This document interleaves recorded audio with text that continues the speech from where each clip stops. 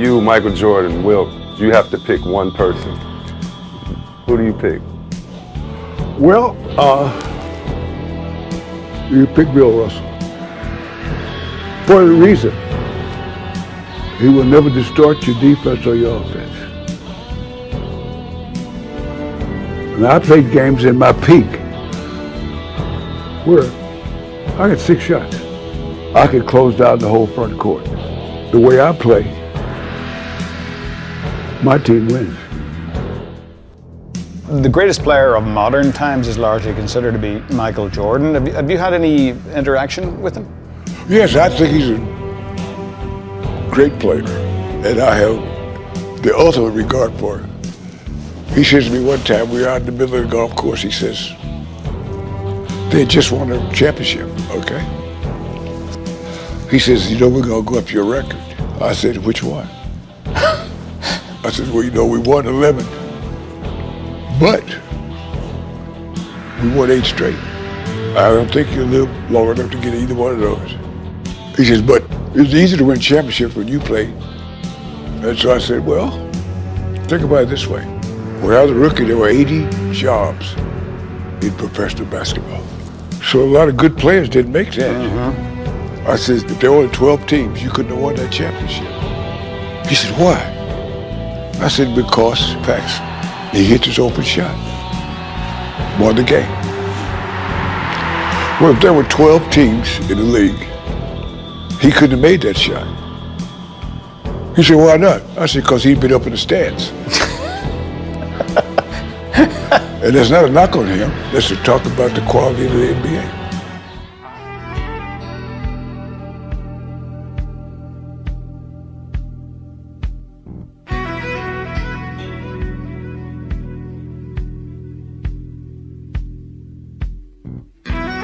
I mean, listen, I know that basketball is a team game. Right. And you've already made Michael #1. But if you had to have Wilt against Michael, my prime and his prime, how much money would you be willing to bet? I picked him as the #1 center of all time as far as concerned because he was a complete basketball player. Over you? Well, yeah, I'm gonna pick him over me right Really? now. Yeah, because he also helped his team to win a lot more than maybe I could have helped my team to win. Sometimes the mere power of you makes you more individualistic. I have said this before, Wilt Chamberlain and the Boston Celtics might not have been the same. Because I would have taken away from Bob Cousy, from Tom Heinsohn, because I was a scorer too. And then all of a sudden now they had to pass the ball to me, and they would take something away from them. So, sometimes less is better. So that's how I view it. But I'm talking about the fact that the man could score. He averaged 17 points a game, which is only about 7 points less than Kareem Abdul-Jabbar. He was the supreme rebounder. He got the ball for his team, which made happen. He's high in assists, and we all know how he played defense. You can't ask for any more for that position. So he's my choice. Wow. We're at the NBA's all-time team celebration, Cleveland, 1997. And over in the corner is Wilt and Michael Jordan. And they're sitting at a table arguing vociferously as to who the greatest player of all time is. And they're back and forth, and just intense as can be. And so now David Stern comes into the room. And he says, okay, guys, time to go. And Michael and Wilt are still going at it at this table over here. And so David finally says, come on, Wilt and Michael, we got to get going. And so they stand up. And Wilt, who always has the last word in everything, Wilt looked down at Michael and said, Michael, just remember, when you played, they changed all the rules to make it easier for you to dominate.